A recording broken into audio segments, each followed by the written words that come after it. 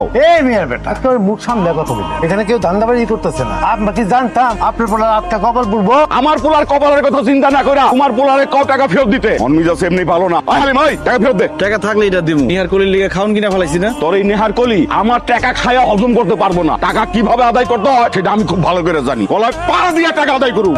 আল্লাহ প্রতিদিন দুনিয়াতে এত মানুষ তুইলা লয়ে যায়, আমার কেন উড়াই নিয়ে যায় না? আজাবের সংসার আমার আর ভাল লাগে না। সকালবেলা কি খামু এটা চিন্তা করতে করতে সারা রাত ঘুমাহে না। আল্লাহ যে কেন আমার এমন জীবন দিল। এই তুমি কি চুপ করবা না? চুপ করামো আমি। করম দেখাইতেছেন না? আমি চুপ করে থাকলেও তুমি আর বেটা চুপ করে থাকুনের মানুষ না। যার সময় হুমকি দিয়া গেছে, হ্যাঁ যেই কিসিমের লোক কখন কি জানি কইরা বসে। এই হাতি হাতি কইরা সংসার অশান্তি আনছে। আমার সাফ সাফ কথা, সংসার থেকে আমারে বিদায় করেন, নাহলে এই হাতিরে বিদায় করেন। ভাইয়া মানুষের বকবকানি আমার একদম সহ্য হয়। আমি কাউরে বিদায় করতে পারবো না। দরকার হলে আমি নিজে দুনিয়ার থেকে বিদায় হয়ে যাবো।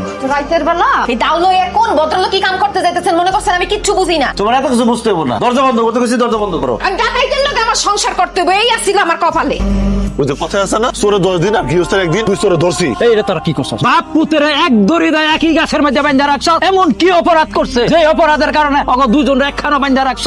এই সামান্য করে কলা গাছ কাটছে, এই জন্য অগ দড়িটা বাঁধা রাখবে? কত বড় অপমান করছ, এটা কি ঠিক হয়েছে নাকি? এই বান্ধন খুলে দে। নামের বাসাব আগে বিচার করবেন, তারপর খুলুন। আরে মিয়া তুমি চুপ করো তো, তোমার কি কোনো জ্ঞান বুদ্ধি বলতে আছে? তুমি কেমনে বাঁধা রাখলা অগ? আমি অনেক টাকা খরচ করে কলেজে বাগান করছি। ওরা বাপ পুতে আমার বাগান থেকে প্রতিদিন কলা গাছ কাটে লেগে পড়ছে।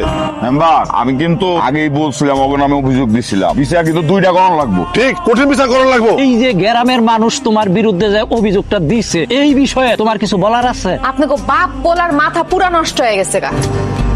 এই হাতি হাতি নিয়ে যে এত কিছু করেন, হাতি না পাইলা যদি গরু ছাগল পালতেন, হাটে বেচা 2টা টাকা রোজগার হইতো। এই হাতি দিয়ে তো কোনো কিছুই হইতাছে না। হাতি দায়িত্ব নিতে পারতেছেন না আপনারা, হাতি দিয়ে কোনো আয় রোজগার হইতাছে না।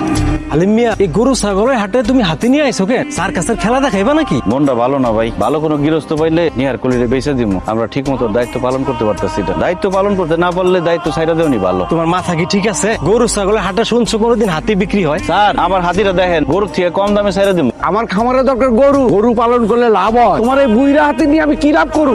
স্যার হাতির মধ্যে যে একটা খানদানি ব্যাপার স্যাপার আছে। আল্লাহ তো আপনার টাকা পয়সা কম দেয় নাই, নিয়ে যান না এটা। না, আমি লস প্রজেক্টে টাকা ইনভেস্ট করি না। আপনি কোনো টাকা পয়সা দিওন লাগবো না, খালি ওর জীবনটা বাঁচানোর লিগে আপনি ওর নিয়ে যান, ফ্রিতে নিয়ে যান। ওর একটা ব্যবস্থা হোক, ওর জীবনটা বাঁচুক। না না, কত টাকা দাম হয়েছে? এখনো কোনো দাম হয় নাই, দাম হওয়ার কোনো দরকার নাই। আমি ওর ফ্রিতে দিতে চাই, কিন্তু কেউ নিতেছে না। কেন ভাই, হাতির কি সমস্যা? মানে হাতি ফ্রি দিলেও নিচ্ছে না কেন? আমরা তো জানি যে হাতি মরলেও লাখ, বাঁচলেও লাখ। আপনি হাতি ফ্রি দিচ্ছেন, তাও নিচ্ছে না। প্লিজ আপনি বলেন ভাই। এই নিহার কলির নিয়ে আমি খুব বিপদের মধ্যে আছি। ওর বয়স হয়ে গেছে, শরীরটা ভালো যাইতেছে না, চিকিৎসা